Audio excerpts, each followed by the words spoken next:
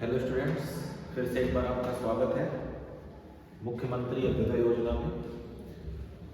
Physics में हम लोग पढ़ने जा रहे हैं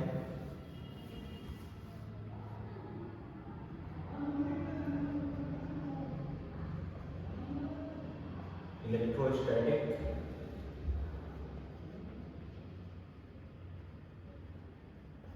के कुछ रिमेनिंग पार्ट्स, हिंदी में इसको बोलते हैं स्थिर वैद्युत की। ठीक, देखिए कुछ टॉपिक्स हैं इसके जो मैं आपको फिर से एक बार बताना चाहता हूं। सबसे पहले हम लोग को पढ़ना है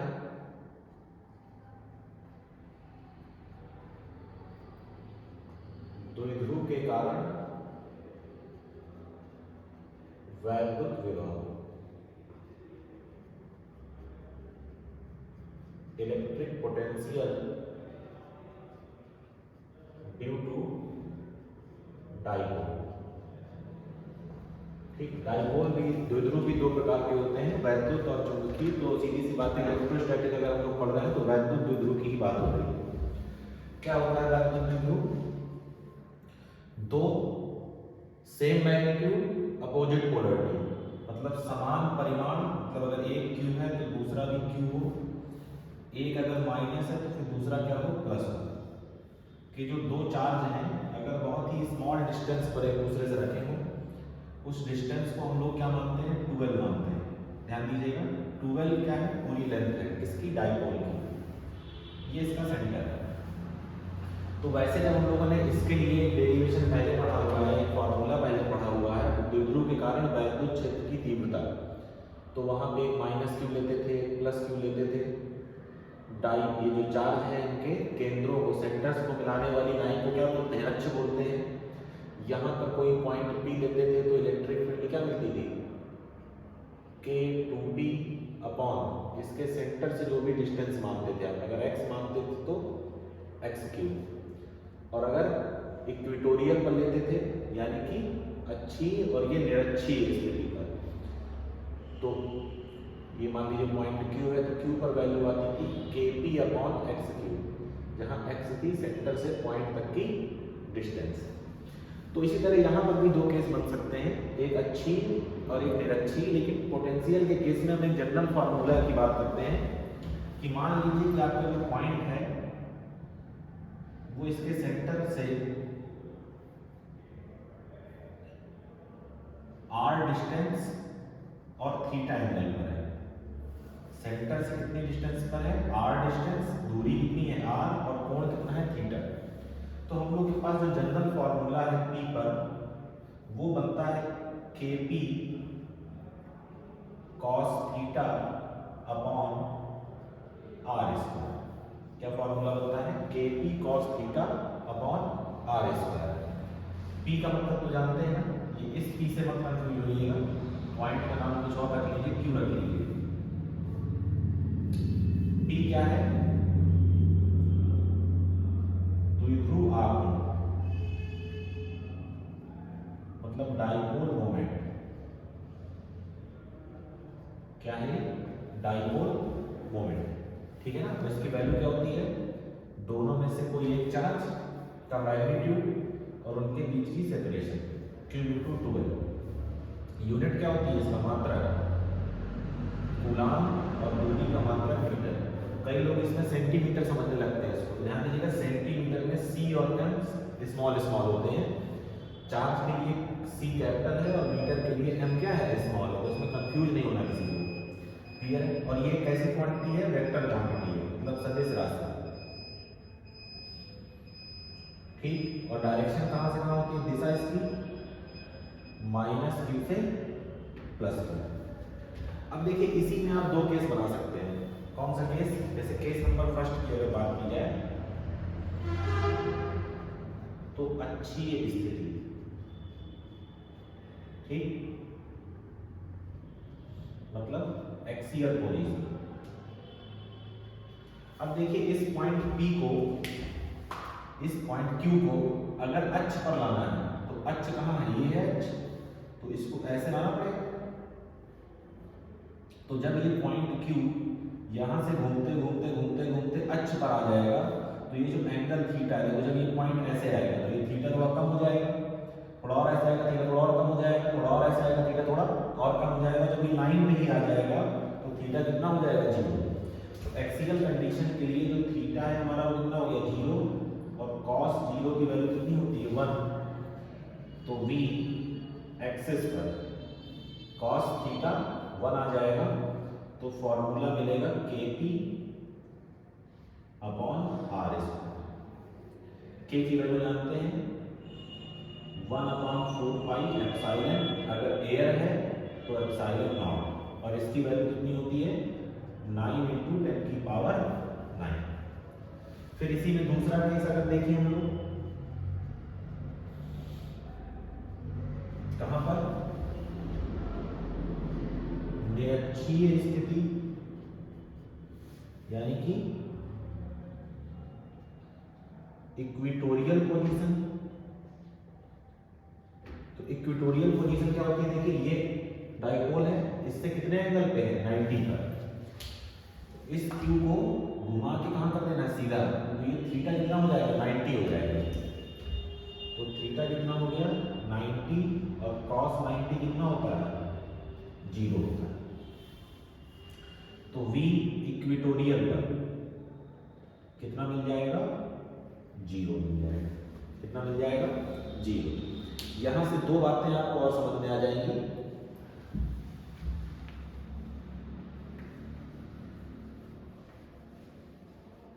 जरा ध्यान से देखिए,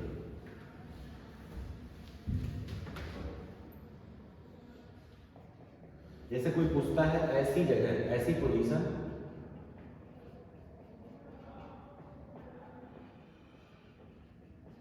जहां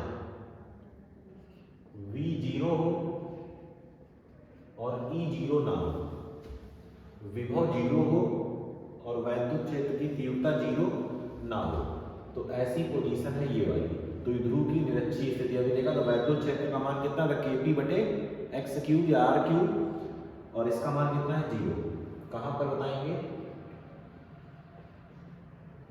वैद्युत द्विध्रुव की निरक्ष पर, निरक्ष मतलब इक्वेटोरियल पर, जो v होता है वो 0 होता है, और जो e की वैल्यू होती है वो होती है kp अपॉन r स्क्वायर, या x माना है तो x स्क्वायर। इसी तरह दूसरा रिवर्स क्वेश्चन, ऐसी पोजीशन जहां e 0 हो और v 0 ना हो, ठीक, जरा इसको समझिएगा। चालक गोला, ठीक है ना, चालक गोला चाहे ठोस हो अथवा क्या हो, खोखला हो, ठीक। इसमें जो E होता है वो क्या होता है, 0 के अंदर की बातें कर रहे हैं। जो E है वो क्या है, 0, और जो V होता है, याद करिए कितना होता है, 1/4 Q अपॉन R, या इसी को लिख सकते हैं KQ अपॉन R, जहां R क्या है, गोले की त्रिज्या। ठीक, याद करिए, अगर आपके पास कोई कंडक्टिंग स्फीयर है, गोला है, या इसी की जगह हम लोग यूज कर सकते हैं शब्द गोलीय कोष, ठीक है ना। खोखले के लिए क्या यूज करते हैं, कोष शब्द यूज कर लेते हैं, स्फेरिकल सेल। तो अगर इसके अंदर बात करें यहाँ, तो E का मान क्या मिलता है, 0, और V का मान क्या मिलता है, KQ/R, और यही वैल्यू कहाँ होती है, सरफेस पे होती है। तो ये दो ऐसी पोजीशन हमको पता चल जाती है जिसपे एक पे V 0, E नहीं 0 है, E 0, V नहीं 0। क्यों, क्योंकि इसके बाद जैसे ही हम लोग बात करेंगे अभी इलेक्ट्रिक फील्ड और पोटेंशियल के रिलेशन में, तो वहाँ पे आपको कंफ्यूजन ना हो, इसलिए इसको यहाँ बताया जाता है। ठीक, इतनी बातें नोट कर लें, फिर आगे बढ़ते हैं।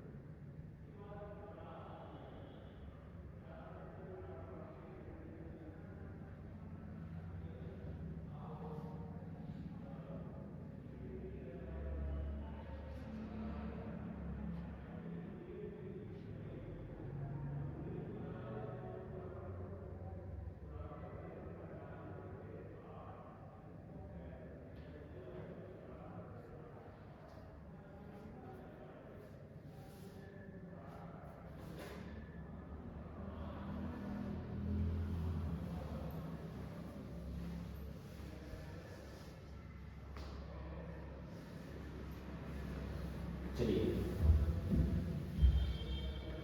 आगे बढ़ते हैं।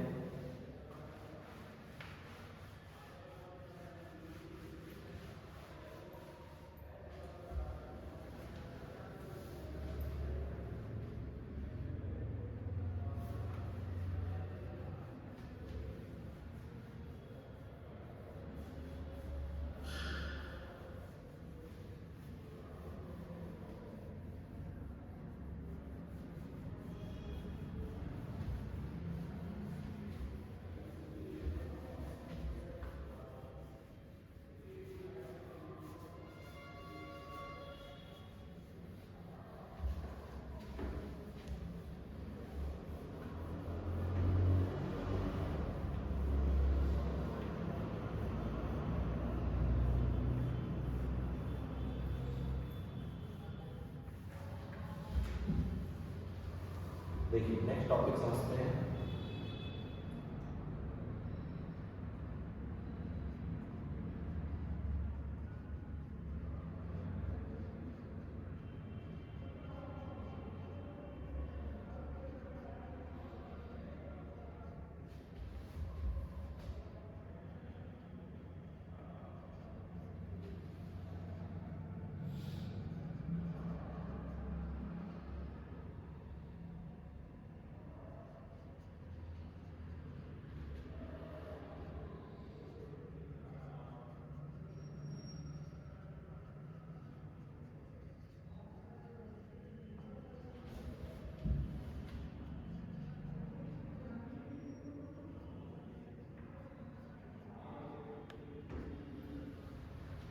वैद्युत क्षेत्र की तीव्रता एवं विभवांतर में संबंध, relation between electric field intensity and potential difference. चलिए पहले तो कुछ जनरल बात कर लेते हैं, जरा समझिएगा ध्यान से।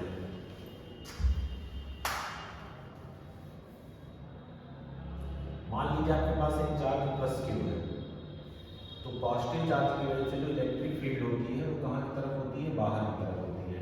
ठीक, आउटवर्ड बना लिया।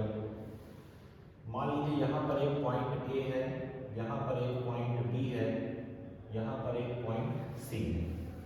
इस पॉइंट ए की डिस्टेंस x है, इसकी डिस्टेंस 2x है और इसकी डिस्टेंस मान लीजिए 3x है। किसी पॉइंट चार्ज की वजह से किसी पॉइंट P पर r डिस्टेंस पर पोटेंशियल हम लोग जानते हैं कितना होता है, KQ/r। कौन सी राशि होती है, अदिश राशि। तो अगर प्लस का चार्ज है तो यहाँ प्लस रखेंगे, माइनस का चार्ज है तो यहाँ क्या रखेंगे, माइनस रखेंगे। तो अगर मैं ए पर पोटेंशियल निकालना चाहूँ तो KQ/x लिखूंगा।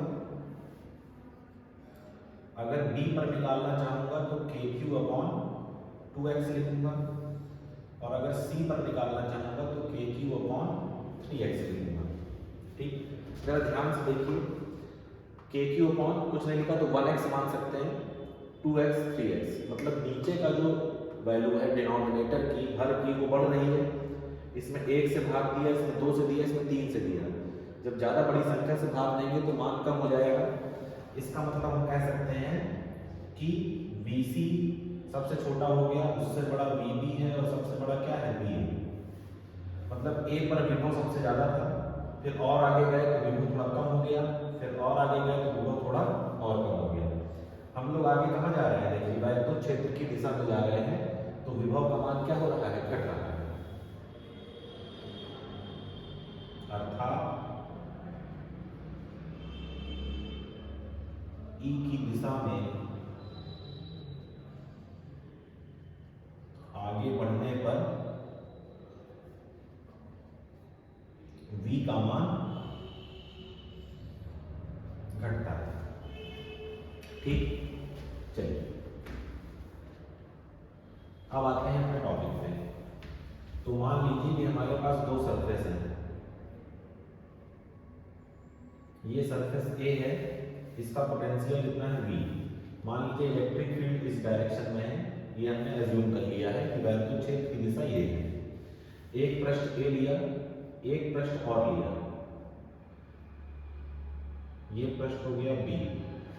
ठीक है, अब देखो ये वैद्युत क्षेत्र में आगे की तरफ गए हैं, तो अगर इसका विभव V माना है तो आगे थोड़ा घट गया होगा, कम कर लेते हैं, तो मान लेते हैं इसका विभव है v माइनस डी, कुछ घट गया, पहले v था अब कुछ कम हो गया तो माइनस कर दिया डी। क्लियर बात समझ में आ रही है? मान लीजिए यहाँ पे एक चार्ज रखा है प्लस क्यू, और इस चार्ज प्लस क्यू को इस b से उठाकर कहाँ लाना है, a में लाना है। मैं फिर से बता दूं कि हम लोग करने क्या जा रहे हैं। आप लोगों ने विभवांतर की परिभाषा पढ़ी होगी, एक बिंदु a होता है, एक बिंदु b होता है, यहाँ पर प्लस क्यू नॉट चार्ज रखते हैं। जब इसको यहाँ लाते हैं तो W b से a लाने में और q नॉट का जो अनुपात है कार्य बटे आवेश, ये कहलाता है विभवांतर। कैसे निकालते हैं? अंतिम minus product, final minus initial, तो बाद वाला माइनस पहले वाला। ठीक, तो जरा समझिएगा, जो W होता है वर्क, वो होता है, मान लीजिए इनके बीच की दूरी कितनी है, dr। तो जो कार्य होता है, कार्य का सूत्र होता है बल गुणे विस्थापन। क्या सूत्र होता है? बल गुणे विस्थापन। F को मैं लिख सकता हूं QE, क्योंकि याद करिए E की जो परिभाषा होती है वो होती है F अपॉन Q। तो F बराबर क्या हो जाएगा, QE डॉट dr। इस Q को नीचे ले आएंगे तो W upon Q is equal to E dot dr। W upon Q is equal to E dot dr। यहां तक बताइए किसी को कोई अगर समस्या समझ में आ रही है तो तुरंत बताएं। कोई इशू, कोई दिक्कत? ठीक, एक दिक्कत है। क्या दिक्कत है? थोड़ा ध्यान से देखिए। हम इसको ला रहे हैं कहां से कहां, B से A, मतलब इस डायरेक्शन में। ठीक है ना, इसे समझिएगा ध्यान से। इस Q पर फोर्स लगेगा, कौन सा फोर्स? Electric force. किस तरफ? इस तरफ। कितना? QE। और हम इस तरफ ले जा रहे हैं इसको F फोर्स लगाकर। कहां की तरफ? इस तरफ। तो हम अपना फोर्स कहां लगा रहे हैं? इस तरफ। वैद्युत क्षेत्र कहां है? इस तरफ। अपोजिट डायरेक्शन में दोनों। तो क्या यहां पर हमको एक अतिरिक्त माइनस लगाने की आवश्यकता है? एक क्या लगाने की आवश्यकता है? माइनस लगाने की आवश्यकता है। तो वो हमने यहाँ पे क्या लगा दिया? माइनस लगा दिया। फिर समझिए क्यों लगाया माइनस। वैद्युत क्षेत्र इस तरफ है, हम इस पर फोर्स कहाँ लगा रहे हैं? इस तरफ। मतलब वैद्युत क्षेत्र के कहाँ ले जा रहे हैं? विपरीत ले जा रहे हैं। तो एक क्या आ गया? एक्स्ट्रा माइनस आ गया। ये जो W बटे Q है, ये किसका फॉर्मूला है? विभवांतर डेल्टा V का। क्या मिला आपको? या इसको इस तरह कर सकते हैं, देखो डेल्टा V और dV में क्या अंतर है? जब बड़ा चेंज होता है तो डेल्टा से दिखाते हैं, जब छोटा चेंज होता है तो D से दिखाते हैं। अब अगर यहाँ dr लिखा है तो यहाँ पे क्या लिख लीजिए? dV लिख लीजिए, या सीधा सीधा फाइनल माइनस इनिशियल लिख लीजिए। B से चले थे तो B क्या है? इनिशियल। A से चले तो A क्या है? फाइनल। तो आप सीधा लिखिए VA minus VB is equal to minus का E डॉट dr। A पर कितना है पोटेंशियल? B माइनस VB कितना है? V माइनस D बराबर माइनस का E डॉट dr। माइनस को अंदर भेज दीजिए तो V माइनस B और minus minus plus dV is equal to minus E dot dr। इस B से ये B कैंसिल हो जाएगा और dV का फॉर्मूला आपको मिल जाएगा माइनस का E डॉट dr। ठीक, या इसी को मैं लिख सकता हूँ dV भी क्या लिख सकता हूँ? Delta V। बताया डेल्टा V बड़े चेंज के लिए है, तो फिर E और यहाँ पर भी फिर क्या आ जाएगा? डेल्टा R आ जाएगा। एक तो ये फॉर्मूला हो गया। अब इसके कई फॉर्मूले हैं और देखिए, अगर परिमाण में बात करें तो dV बराबर माइनस डॉट प्रोडक्ट से कोई मतलब नहीं है, ये बन जाएगा E dr। तो E का फॉर्मूला यहाँ से क्या मिल जाएगा मुझको? माइनस का dV अपॉन dr। काफी पॉपुलर फॉर्मूला है, जहां dv अपॉन dr को बोलते हैं विभव प्रवणता, मतलब पोटेंशियल ग्रेडियंट।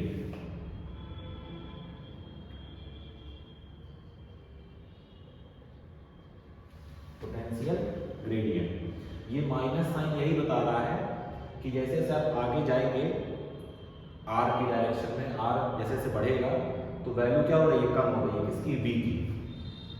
ठीक, विभव प्रवणता क्या है, देखिए डिस्टेंस के रिस्पेक्ट में विभव में चेंज, dv लिखा है ना, दूरी के सापेक्ष विभव में परिवर्तन, दूरी के सापेक्ष विभव में परिवर्तन क्या है, विभव प्रवणता, पोटेंशियल ग्रेडियंट। मात्रा क्या होगा, v का मात्रक वोल्ट, दूरी का मात्रक मीटर, यानी कि वोल्ट पर मीटर। अभी जो हमने संबंध निकाला, जिसमें निकाला है वैद्युत क्षेत्र की तीव्रता और विभवांतर में। ठीक, अब अगर इसी विभवांतर को हमको बदलना हो किसमें, विभव में, तो देखिए थोड़ा सा काम मैं इधर कर देता हूँ, समझे रहिएगा ध्यान से। याद करो जब विभवांतर की परिभाषा से हम लोग विभव पढ़ते हैं, पढ़ाया गया होगा आपको पीछे की क्लासेस में, तो हम लोग प्रारंभिक बिंदु को क्या मान लेते थे, इनफाइनाइट। तो ये फॉर्मूला बनता था VA minus V infinite W infinite to A upon Q naught, और V इनफाइनाइट कितना होता है, 0, तो VA आ जाता था W infinite to A upon Q naught. ठीक है, कोई दिक्कत, जरा ध्यान से देखिए, उस वाले फॉर्मूले पे आइए, थोड़ा सा मैथ का यूज करना है। dv is equal to minus का E डॉट dr, दोनों पक्षों का समाकलन कर दीजिए।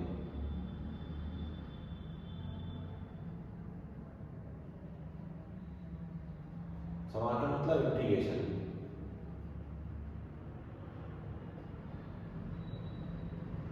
करने का। तो यहां भी हमने लगाया इंटीग्रेशन, माइनस यहां भी हमने लगाया इंटीग्रेशन। ठीक है, देखिए यहां पर लिमिट लगानी है, तो नीचे लोअर लिमिट, ऊपर अपर लिमिट। तो पहले हम कहां पर थे, इनफाइनाइट पर, तो v इनफाइनाइट, और बाद में किसी पॉइंट पर आ गए, वहां का विभव हमने कितना मान लिया, v मान लिया। ठीक है, अब यहाँ दूरी के सापेक्ष है, तो दूरी की लिमिट लगाओगे, तो पहले हम लोग कहाँ थे, इनफाइनाइट में, फिर किसी पर्टिकुलर पोजीशन में आ जाएंगे, मान लीजिए पोजीशन कितनी है, r। तो जिस तरह dx का इंटीग्रेशन x, dy का y, तो dv का कितना होगा, v, और लिमिट लगानी है इसमें v इनफाइनाइट से v, माइनस, इसको इस तरह लिखा रहने दें, infinite to r e dot dr। जब इसमें upper limit minus lower limit लगाएंगे तो आएगा v माइनस v इनफाइनाइट, एक बार v की जगह v, फिर माइनस एक बार v की जगह लोअर वाला, नीचे वाला v infinite, minus e dot dr। v infinite कितना होता है, 0, तो यहाँ से v की वैल्यू कितनी आ जाएगी, minus e dot dr, limit infinite to r। ये विभव है, कहां पर विभव, r दूरी पर, और वैद्युत क्षेत्र में संबंध। क्लियर है बात यहां तक की। ठीक, देखिए चाहे बायो की बात करें, चाहे मैथ की बात करें, इंटीग्रेशन, समाकलन थोड़ा बहुत आपको आना चाहिए, क्योंकि क्वेश्चन में आपको थोड़ा बहुत अवकलन समाकलन करना पड़ता है, और ये बेसिक पार्ट है जो आपको पहले ही जब आप लोग काइनेमेटिक्स पढ़ते हैं, यानी कि मोशन पढ़ते हैं, तब आपको पढ़ा दिया जाता है। ठीक, नोट करें थे ना, फिर आगे बातचीत करते हैं।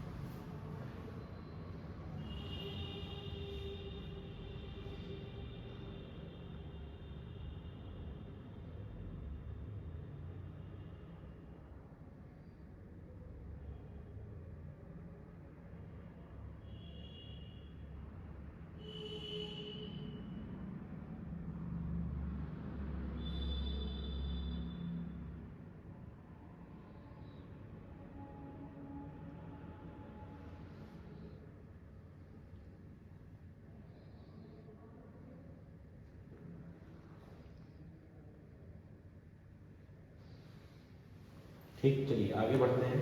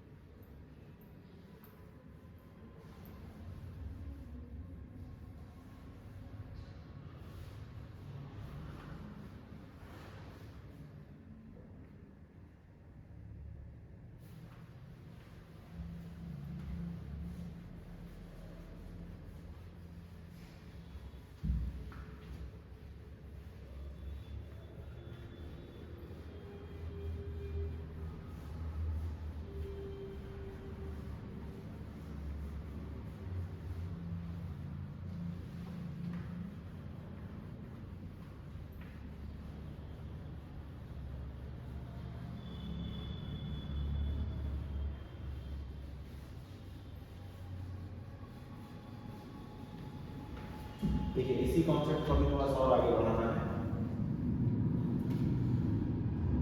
हम लोगों ने देखा कि जो dv है वो क्या है, माइनस का ई डॉट डी आर। देखिए माना, देखिए किसी भी सदिश को हम लोग उसके घटकों में बांट सकते हैं, तो ई x i cap, E y j cap और ई जेड के कैप, ठीक। एंड आर क्या होता है, स्थिति सदिश पोजीशन वेक्टर क्या होता है, x i cap, Y j cap और जेड के कैप। तो डी आर क्या हो जाएगा, D x i cap, D Y j cap और डी जेड के कैप। तो ई डॉट डी आर निकालते हैं जरा। ई का मान ई x i cap plus E y j cap E Z के कैप डॉट डी आर क्या लिखा है, D x i cap, D Y j cap, D Z के कैप। तो डॉट गुणा कैसे करते हैं, आई का आई में, जे का जे में और के का के में। तो यहाँ आई के साथ ई एक्स, यहाँ आई के साथ डी एक्स, ई एक्स डी एक्स, इस तरह ई वाई डी वाई और ई जेड डी जेड। किसकी वैल्यू है, ई डॉट डी आर। इसको उठा के यहाँ रखो। तो D V is equal to minus E X D X, E Y D Y, E Z D Z, minus का मल्टीप्लाई करा दें अंदर। तो D V is equal to minus E X D X minus E Y D Y minus E Z D Z. अब देखो यहां से formula बनाना है अपने को, ठीक। कैसे बनाएंगे समझना, केवल x वाले को लेना है। तो जब x को लेंगे तो जो d है वो चेंज रहता है डेल में, ये बन जाता है del v by del x, और ये माइनस लगाया आगे तो यहाँ आ गया माइनस। ये क्या है मैं इसको और समझाता हूँ आपको, del v by del y और इस तरह E Z del v by del Z. देखिए d बाई डी एक्स का मतलब होता है x के सापेक्ष अवकलन, ठीक है। ये कौन सा अवकलन है, पूर्ण अवकलन है, ठीक, कंप्लीट डिफरेंशिएशन। और अगर डेल बाई डेल एक्स लिखा है, ठीक, जैसे del by del X, del by del by del by del Z, इसका मतलब होता है x के सापेक्ष आंशिक अवकलन। कौन सा अवकलन, आंशिक अवकलन। दोनों में अंतर क्या है, एक छोटे से एग्जांपल से आपको समझाता हूं मैं। जैसे लिखा है D by D X X into Y, तो यहां पर हम लोग नियम लगाते हैं फर्स्ट सेकंड का। जैसे पहले को छोड़ा, दूसरे को किया, दूसरे को छोड़ा, पहले को किया, मतलब x को छोड़ के y का अवकलन, फिर y को छोड़ के x का अवकलन। लेकिन अगर यहीं पे del by del X dot Y मिल जाए, मतलब डेल बाई डेल एक्स मिल जाए, तो फिर एक्स देखो जिसके सापेक्ष करना है, ध्यान समझिएगा, जिसके सापेक्ष आंशिक अवकलन करेंगे केवल उसी का करेंगे, बाकी सब क्या है कांस्टेंट। एक्स के सापेक्ष है तो एक्स का बस अवकलन होगा, जो भी मतलब एक्स वाले टर्म है, वाई जेड और जो कुछ भी लिखा है सब कांस्टेंट है। कांस्टेंट को बाहर निकाल लिया जाता है, केवल x का अवकलन करते हैं और x का x के सापेक्ष करते हैं तो कितना आता है, 1 आता है, मतलब आंसर सीधे क्या आ जाएगा, y आ जाएगा, है ना। ये तो पता ही होगा ना, dx by dx कितना मिलता है, 1 मिलता है। ठीक, तो आंशिक अवकलन अवकलन का सबसे आसान तरीका है, जिसमें जिसके सापेक्ष करना है केवल उसी को करिए, बाकी किसी को मत करिए। अभी जब क्वेश्चन करेंगे तो ये चीज़ें और क्लियर होंगी। अगर नहीं होती हैं तो आप कमेंट करके बताएंगे। अगर समस्या आती है तो अवकलन को एक बार पुनः पढ़ा दिया जाएगा, कोई समस्या वाली बात नहीं, या मैं भी पढ़ा ही देता हूँ, ठीक है। इतना आप नोट कर लीजिए, उसके बाद में अभी आगे अवकलन एक बार रिवाइज करा देता हूँ।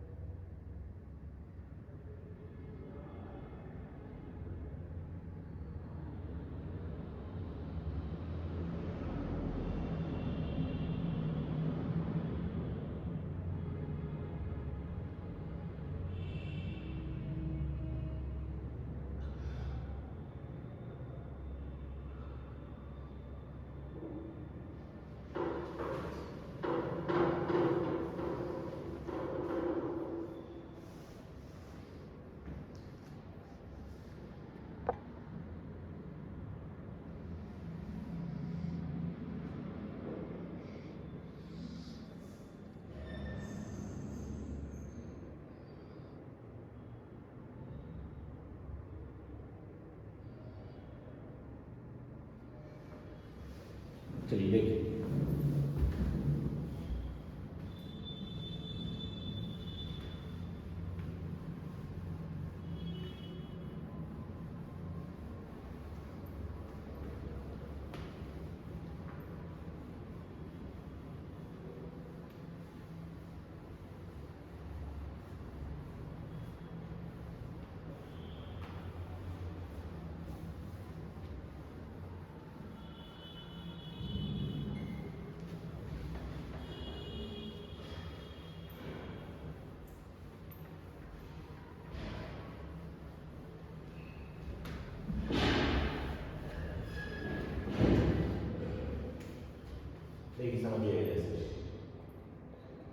मैंने लिखा है डी बाई डी एक्स, तो इसको पढ़ते हैं एक्स के सापेक्ष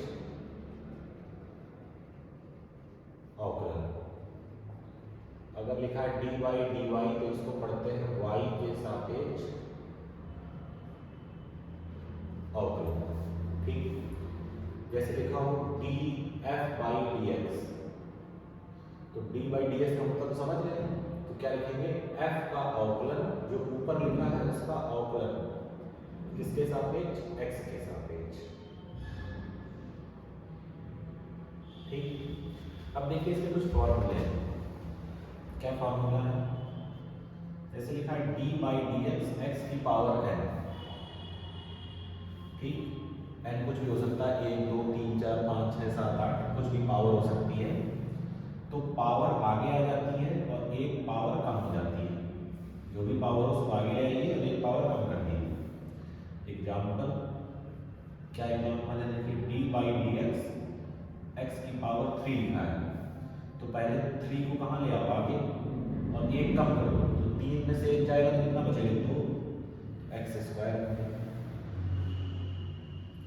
जैसे लिखा हो D by D X X square, तो 2 कहाँ आ गया आगे और 1 कम कर दिया, तो क्या बचा केवल एक्स। 1 लिखे नहीं लिखे कोई फर्क नहीं पड़ता।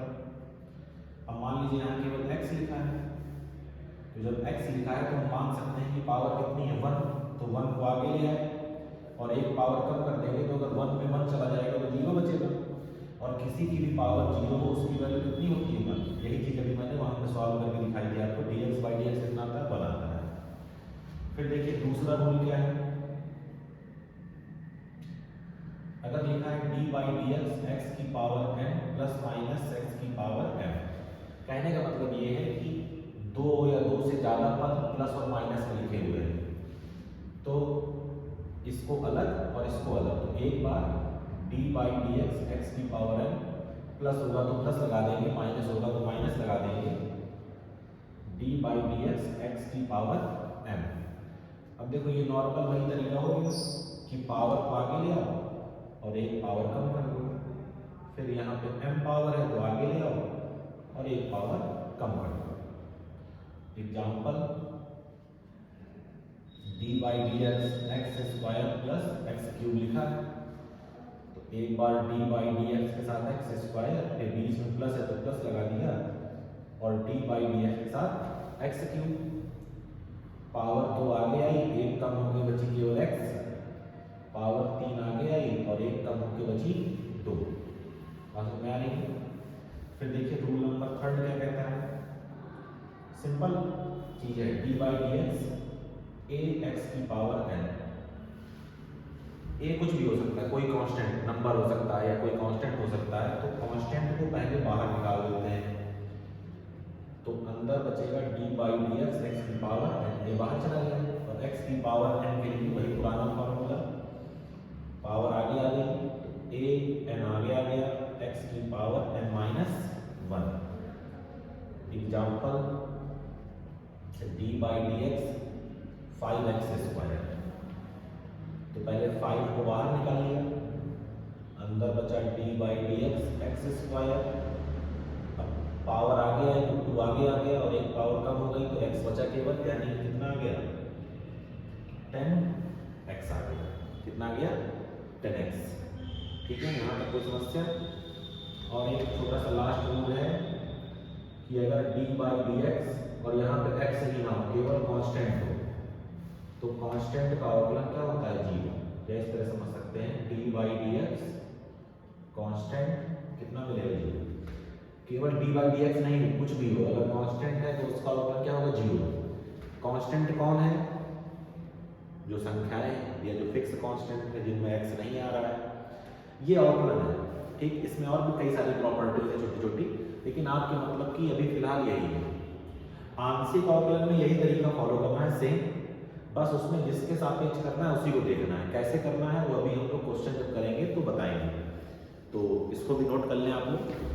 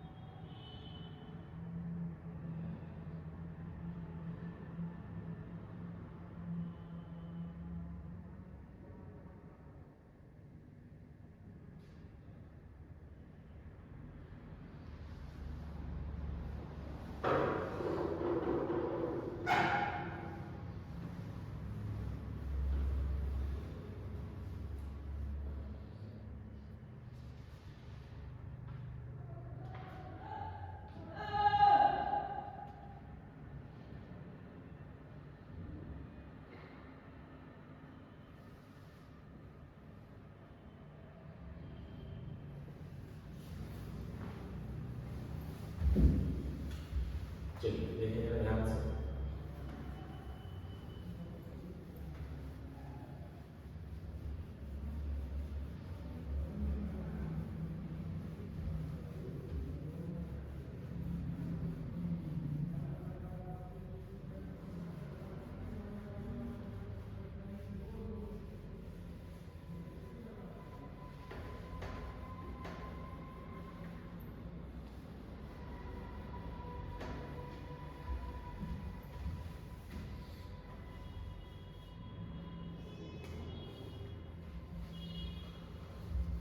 देखिए क्वेश्चन क्या कह रहा है,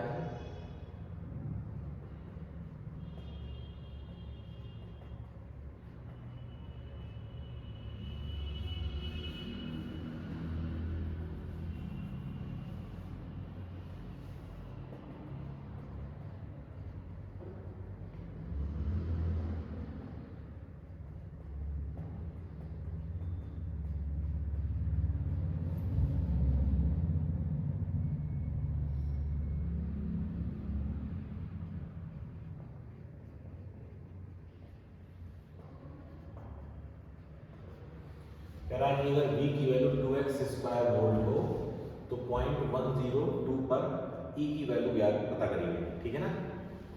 देखिए बहुत बहुत कॉमन सेंस की बात समझिएगा दिमाग से। एक हमने फॉर्मूला पढ़ा है E = -dv/dr और एक हमने फॉर्मूला पढ़ा है v = E.dr। अगर E देकर v पूछे तो समाकलन करना है, v देकर E पूछे तो क्या करना है, अवकलन करना है। किसका अवकलन करना है, v। अब देखो v की इक्वेशन में केवल x आ रहा है तो किसके सापेक्ष अवकलन करना है, केवल x के सापेक्ष। तो क्या लिखेंगे, देखिए सेंस E = -dv/dr या E = -dv/dx या आप इसको del v/dx भी लिख सकते हैं क्योंकि x ही है तो केवल dx मिलेगा आपको। v की वैल्यू कितनी है, 2x²। अब चलो बताओ कैसे सॉल्व करते थे। पहले कांस्टेंट है 2 तो इसको बाहर निकाला, अंदर बचा dx²/dx। फिर याद करिए पावर को कहाँ लाते हैं, आगे। तो 2 पावर कहाँ आ गई, आगे। एक कम कर देनी है तो कितना बचेगा, x की पावर 2 थी तो केवल एक x बचा, यानी dx की वैल्यू कितनी आ गई, -4x। अब ये आंसर नहीं आया, ये तो आपने e की इक्वेशन निकाली है। किस पॉइंट पर, 1, 0, 2 पर। पॉइंट हमेशा कैसे लिखे जाते हैं, x, y, z। मतलब इस इक्वेशन में जो भी इक्वेशन आई, सपोज अब तो इत्तेफाक से यहाँ x आया है, अगर y z भी आते तो जहाँ जहाँ x है वहाँ वहाँ 1, जहाँ जहाँ y वहाँ वहाँ 0, जहाँ जहाँ z वहाँ वहाँ 2। क्या लिखेंगे, एट पॉइंट 102 e की वैल्यू कहाँ पर, 102 पर -4x जगह क्या रख दिया, 1। कितना आ गया, -4 न्यूटन पर कूलम। बात समझ में आ रही है कि नहीं, ठीक। एक और क्वेश्चन करते हैं, थोड़ा जिसमें x y भी आ जाए।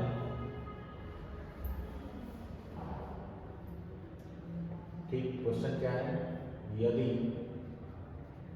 v बराबर xy + x²y² वोल्ट हो तो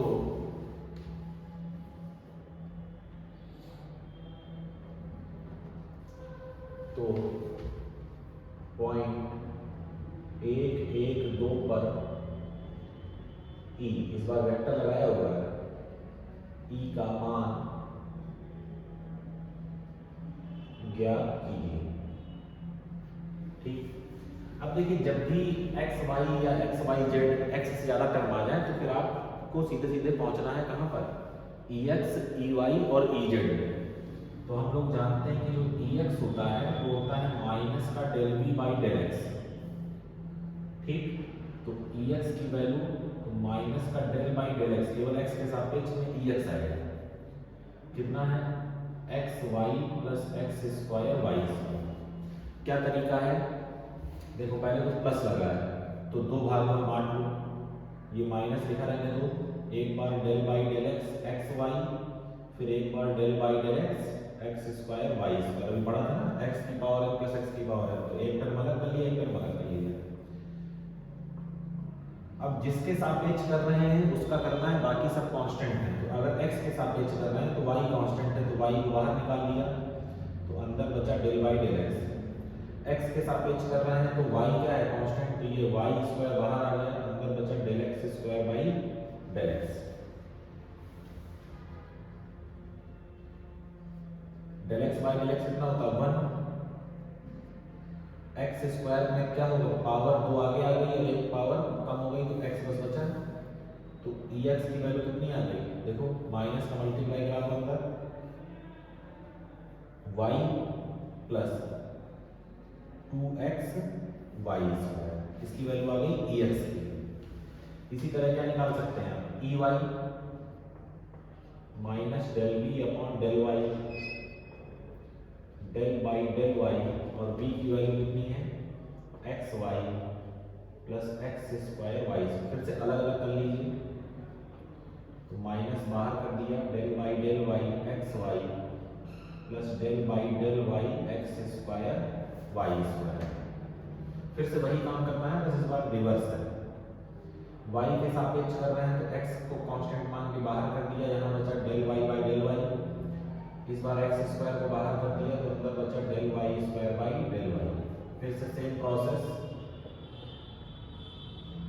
y का y के रिस्पेक्ट में 1, यहाँ पे पावर 2 आगे आ गई और एक पावर कम हो गई तो केवल y बचा, ठीक, माइनस x बचा। फिर ये सॉरी यहाँ माइनस का मल्टीप्लाई कराएंगे तो यहाँ पे क्या आएगा माइनस आएगा, माइनस, फिर ये माइनस क्या हो गया 2y एक्स स्क्वायर, किसकी वैल्यू आ गई ई वाई की। अच्छा, क्योंकि इस इक्वेशन में z नहीं है तो जब मैं ई जेड निकालूंगा तो कितना मिलेगा मुझको, जीरो मिलेगा। कितना मिलेगा, जीरो। तो लिख सकते हैं आप यहाँ पे E z is equal to minus del B by del z, और ई जेड कितना आ जाएगा जीरो, क्योंकि यहाँ पे कहीं जेड है नहीं। अगर जेड नहीं है तो ये सब कांस्टेंट हैं, और कांस्टेंट का मतलब क्या होता है जी, तो ई एक्स मिल गया, ई वाई मिल गया, ई जेड मिल गया, तो आपका लिखेंगे this implies E is equal to E x i cap, E y j cap, और ई जेड के कैप। तो ई की वैल्यू कितनी मिलेगी, ई एक्स की value minus Y minus 2x Y square I cap, E Y की value plus लगा है, प्लस लगा दिया, फिर ब्रैकेट में लिख लिया इसको minus X minus 2y X square J cap plus 0 K cap. अभी आंसर नहीं आया क्यों, क्योंकि अभी पॉइंट रखना है, ठीक है ना। तो अब क्या करेंगे, देखिए एट पॉइंट 1 1 2, मतलब जहां x है वहां 1, जहां y है वहां 1, जहां z है वहां 2। तो e 1 1 2 पर देखो y की जगह क्या रखना है 1, तो माइनस का 1 माइनस लगा तो 1 आ गया, माइनस 2, x की जगह भी 1 और y स्क्वायर 1 का स्क्वायर 1 आई का, ठीक, प्लस x की जगह 1 तो माइनस 1 माइनस 2, y की जगह 1 और x की जगह भी 1, जे कैप करके तो 0 ही है। देखो माइनस का 2 और माइनस का 1, माइनस 1 माइनस 2 माइनस के 3 आई कैप, सेम चीज यहाँ, तो माइनस के 3 जे कैप। ये आ गया आपका फाइनल आंसर। अगर आपसे केवल ई पूछे तो इसका क्या निकाल देंगे, मैग्नीट्यूड कैसे निकालते हैं, आई के गुणांक का वर्ग माइनस 3 का वर्ग 9, फिर माइनस 3 का वर्ग 9, कितना हो गया 9 कॉमन लिया, अंदर कितना बचेगा 2 18, 9 से बाहर आएगा कितना 3, अंदर √2 न्यूटन पर कूलम।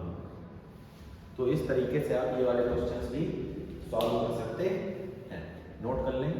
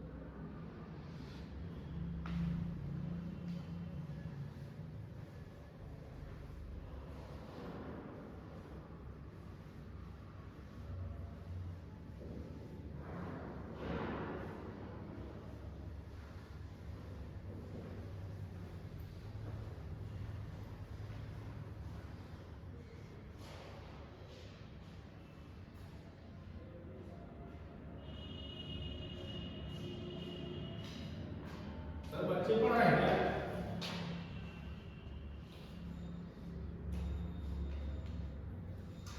लगता है दूसरा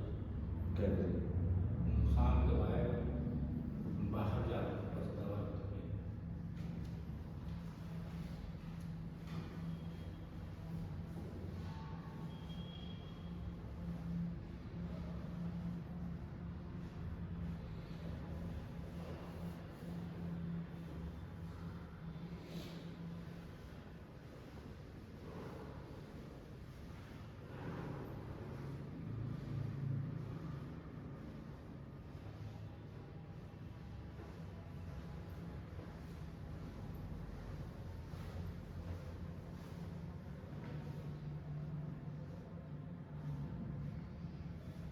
ठीक, तो ये क्वेश्चन आपके हो गए होंगे। एक मैं आपको होमवर्क दे रहा हूँ, उसको करने का प्रयास करना है और उसका आंसर जो है वो कमेंट बॉक्स में कमेंट करना है, ठीक है ना। अगर नहीं आता तो बताइएगा, नेक्स्ट क्लास में उसको सॉल्व कराया जाएगा।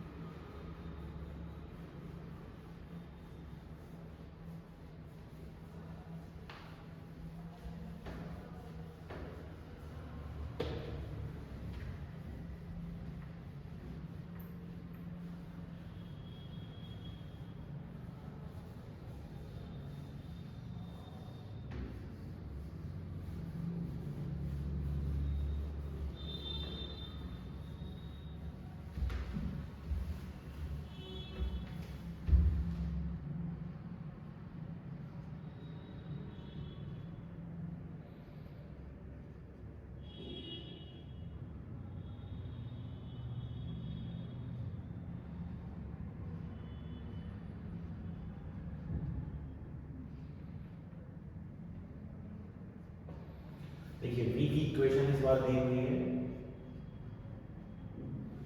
तो e पूछ रहा है इस पॉइंट पे 0 1 2 सेम काम करना है।